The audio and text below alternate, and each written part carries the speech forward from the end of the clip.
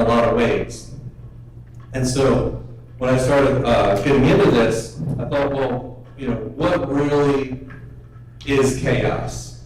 It's reasonable. I mean, we just throw it around everywhere. It's kind of like how we say, oh, I love my shoes, and I love my kids, and I love my car. It's just kind of one of those words that's all out there. And there's multiple meanings to it, I found out in looking through this, and we're going to touch on some of those as we go through here. But at its core, the root definition of chaos is complete disorder and confusion. Just everything, there's no structure to it. Everything's muddled together, everything's jumbled together. You can't really make heads or tails of anything. And I know personally, it's kind of the exact opposite of how we want our lives to be, right? Nobody wants to be in chaos in their lives. Like, give me rainbows and unicorns every day, as opposed to just pure chaos. Like, well, maybe my wife, but nobody voluntarily says, let me sit in a room full of kids hyped up on sugar and red Kool-Aid and make a day of it. That's why teachers are a special breed. They're both blessed and a little psychotic to subject themselves to dealing with that. Right? Because sometimes it's just pure chaos, especially when you're dealing with young children. Sometimes, depending on where you work, if you're in the fast food industry, you get that lunch rush coming in, and you can't even think straight by the end of it because you've been doing 15 different things at a time, and it just wears on us, right? When you're in that state of chaos, it's almost like you're in a state of panic constantly, and it wears you down, it makes you tired. And so when we commit to that, when we start getting into areas where it feels chaotic, when things start feeling out of control, we naturally kind of gravitate towards trying to put some sort of structure in place. We try to make some sort of order out of the chaos. We try and rein it in because we don't like that feeling of not having control over things. We want to be in control of, our lives. And when things are just spinning out of control, that's not how we thrive. That's not where we want to be. That's not the state we want to be in. And so we start trying to put structures in place. We start to make heads or tails of it. We have to sit down and look at our finances and see where can we trim some fat here or there, or we look at where our schooling is, or what's going on in our job, or what can we change to kind of get back on track? Where were we at, and where are we now? How can we get back to there, right? Yeah. And so we start formulating these ways to do that. And it's kind of inherent in us as human beings to want to control the chaos, to want to figure things out. That's why we have science. That's what science was born from, was figuring out the chaos around us, right? And let's go back to, when I was researching this, all the way back to Sir Isaac Newton, right? The founder of modern physics, and he came up with the laws of physics and all of these, the thermodynamics, and kind of put this whole structure to the universe that said everything works in a specific way. And if you do things a certain way, you can repeat the outcome over and over and over again. We know that if you add two chemicals together, you're going to get this when you're done with it. It works the same way every time. And that's what Sir Isaac Newton came up with. He came up with a structure to make order out of the universe that was around us. And these were universally accepted. They still are. His laws are still, to this day, founded and a foundation for a lot of the scientific discoveries and the research that's done. And people started to use those, this is years ago, obviously, and said, well, it's so structured, we should be able to use these laws to accurately predict pretty much anything that's going to occur in the future. And they started creating these models and things like that to predict weather and phenomena and cultural shifts and changes and things in nature and all this stuff. And it kind of stayed like that until about 1963. And another researcher named Edward Lorenz was trying to do some predictive models of weather. And he kept failing consistently. Because despite all of the laws and all the facts that were in place from Isaac Newton and everything, when he was trying to do these weather predictions, nothing was coming out right. Everything kept kind of skewing and weird when he's like, no, according to the facts, this is what should be happening, why isn't it happening? And so we started digging further into it and realized that the laws that Sir Isaac Newton came about with are great for things that kind of stay the same, but they're not so great when it comes to predicting things like weather or things in the natural world. And when they started really researching this, they realized it's because that at some point in that system, everything could be working fine, but then a disruption happens. And it could be anything. But when the system gets disrupted, it enters into this state of chaos. And as soon as it enters into the state of chaos, it does a couple things. One, it changes the complete trajectory of where, especially we'll use weather systems, for example, where that weather was supposed to be going. It could veer off complete different way. It could also be isolates, and all of a sudden it's pouring on Monday. And it wasn't in the predictive model because we didn't account for that disruption or that chaos effect that occurred there that kind of changed it. And in looking at this, they came up with the term of the chaos theory, which some people may have heard of. And the chaos theory is basically taking into account for that. It's saying that these little, small changes that can occur, given enough time, can cause a great disruption in the natural order of how things were going to happen. And so when they started applying this chaos theory and studying it out, they realized that the chaos that they were studying wasn't really chaos per se. In physics, chaos is described as behavior that's so unpredictable as to appear random, owing to the great sensitivity that small changes can occur in these conditions. But the key is that it appears random, because we're not expecting necessarily what's going to happen if we're not looking at the whole picture of what's occurring there. But the things that are happening in this chaos environment are still bound by the laws of physics. They still occur the same way that they would if it was a structured environment, but they're happening at a different time than it normally would have because of the change that occurred in the environment, in that system. And so they realized that the chaos was not just randomness that we couldn't predict. It was randomness that needed to be calculated into every other model to account for it. And then they were able to get these accurate weather models and things like that. And it's things like our weather this past summer, right? They already had the weather pattern planned out. They knew what the weather was supposed to be like for the whole summer. You can go on the weather.com and look a month in advance and see what the weather's going to be. Then a volcano erupted in the South Pacific somewhere.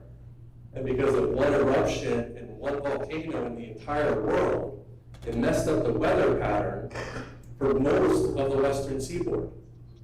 I mean, we had rain all the way through the end of June, which never happens, and it was all on account of one event. That wasn't planned, it wasn't in any of the models. When they calculated that change in, they were able to then adjust and figure out the rest of it. Let's see.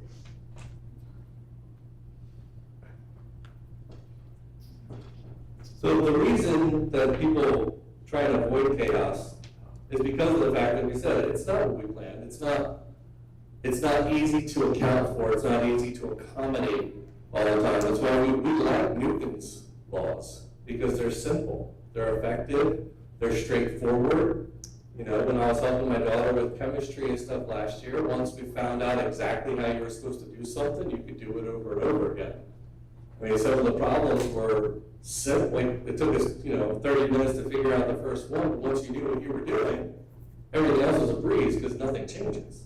It all stays the same. It's exactly ordered. And that's how we like things to be.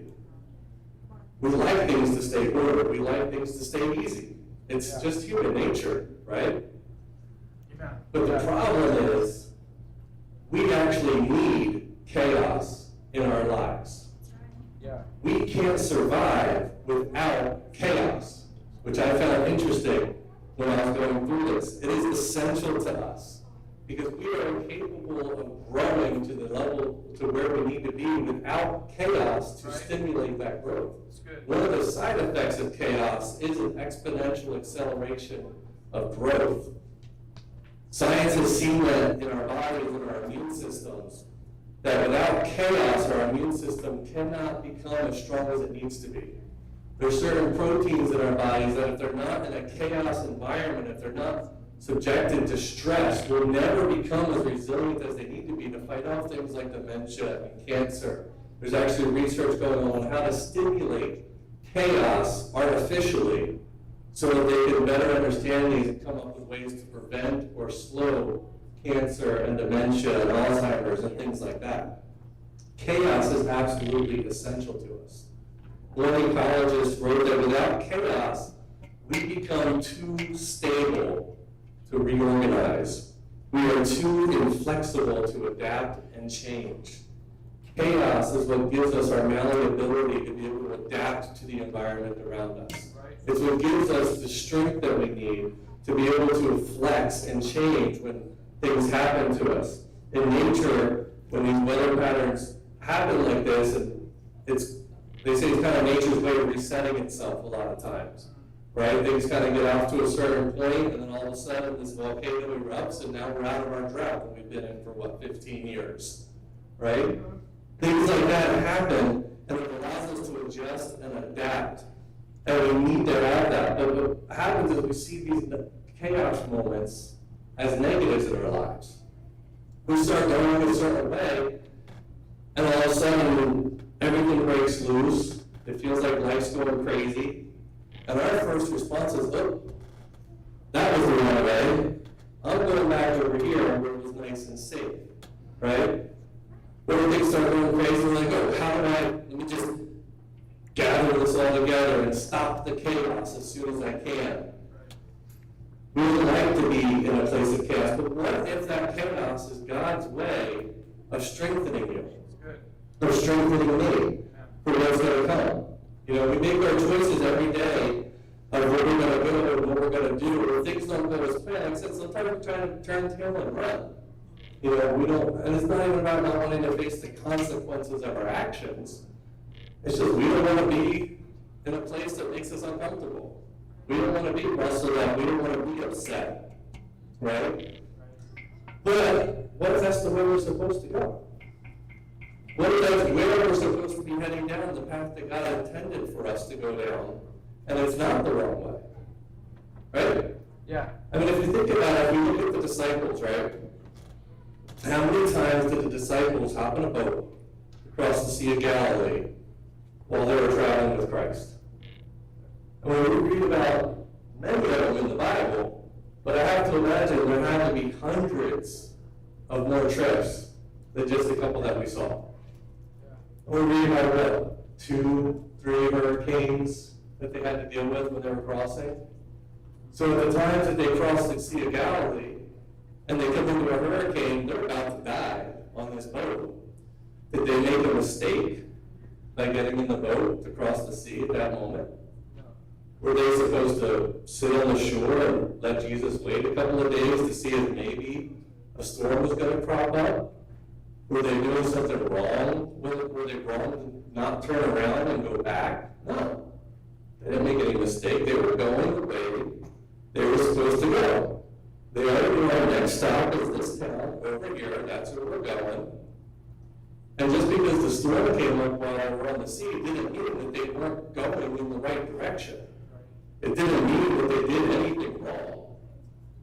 But when they got to the other side, when they got to where they were supposed to be, they were stronger for it. Right? Their faith had increased.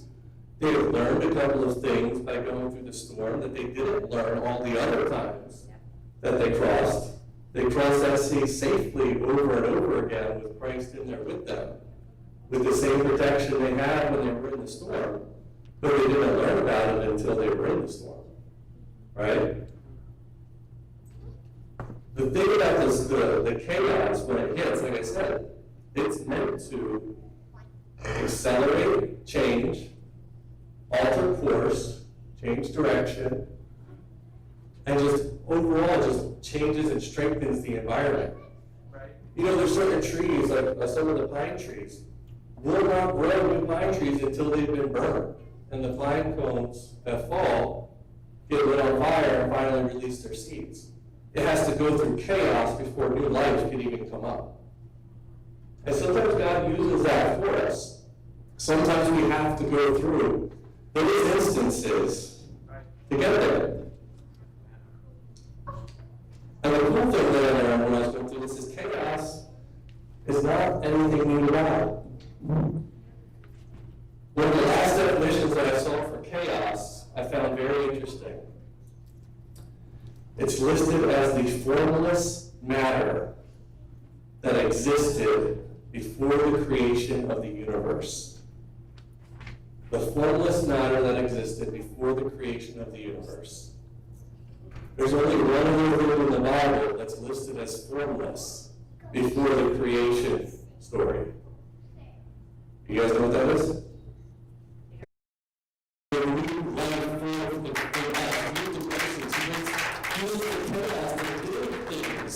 In us.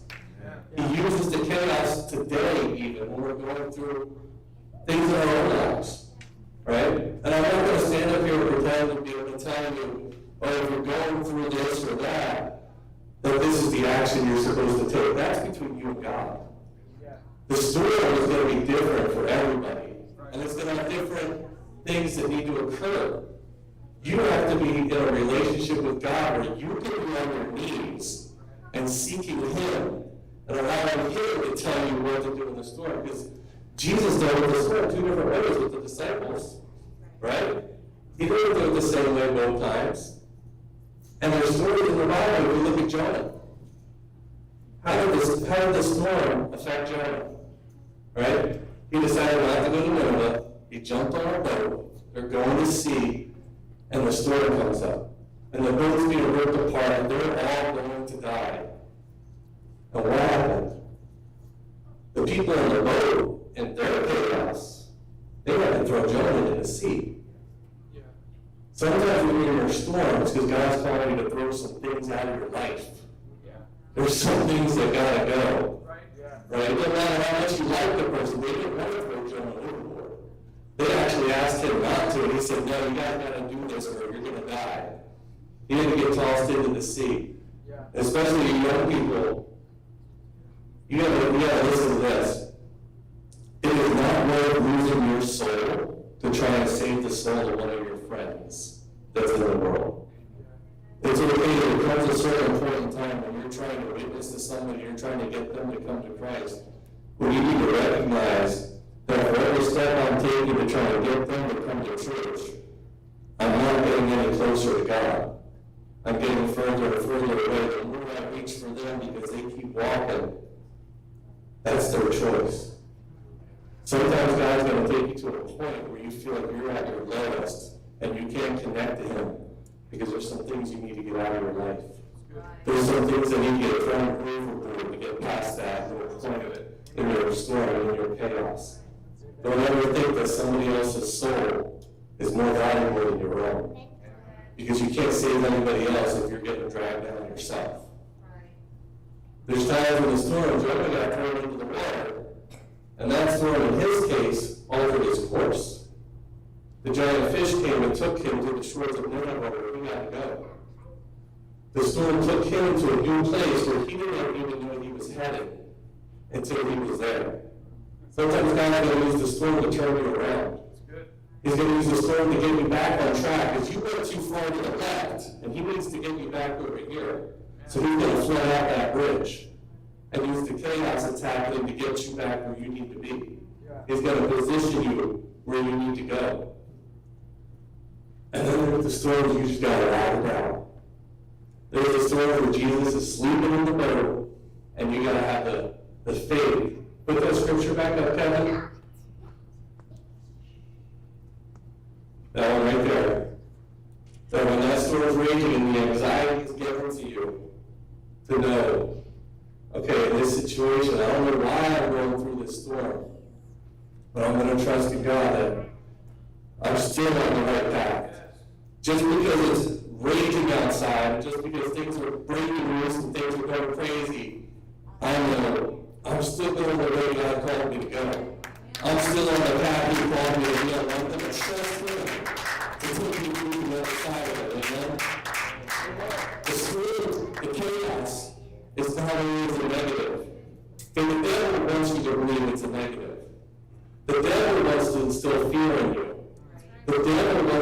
instill the anxiety in you.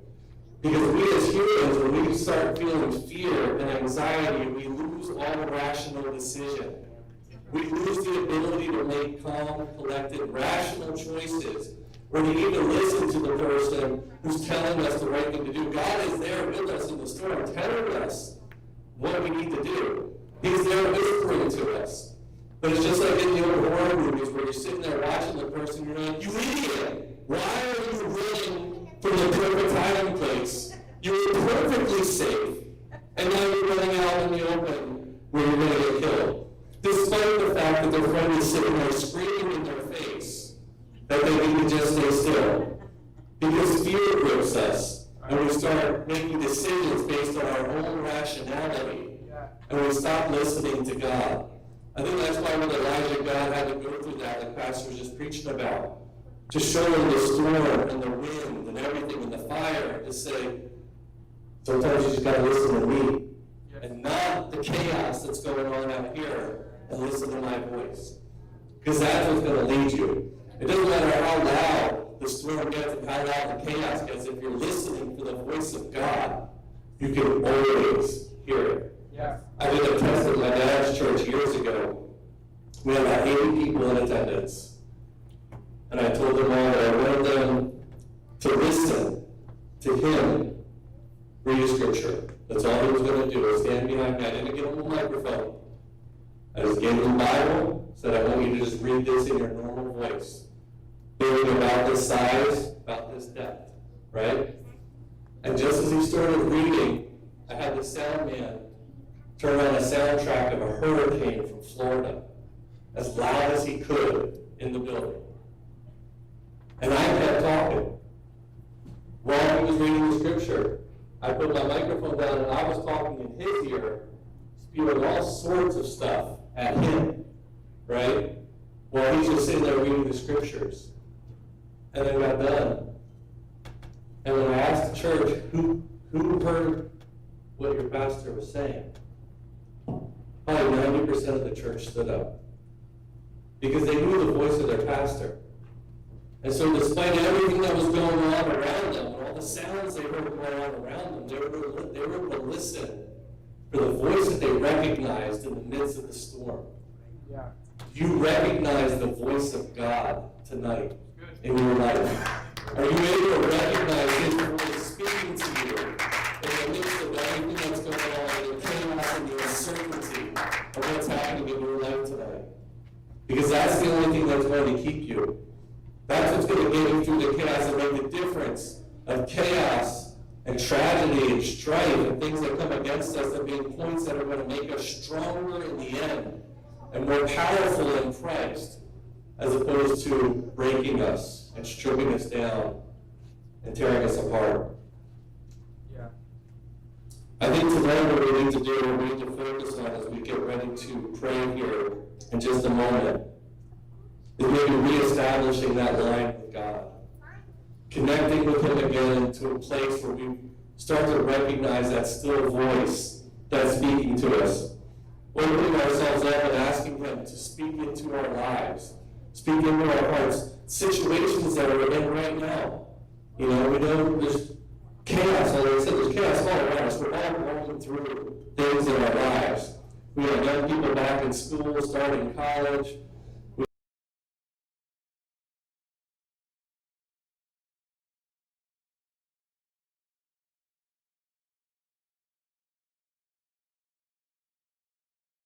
Handle what's going on, and we're trying to find a way to run, get out from under this. Maybe we need to take some time at this altar from our seats and put those situations in there and say, God, I'm sorry for taking control of this. I'm sorry for trying to make order of the chaos that you allowed me to come into. And ask him to show you or to speak to you, to give you some sort of clarity on what you need to do and where you need to go. And it might be scary because there might be, like I said, he may call you to throw some things overboard. He may call you to make some changes in your life.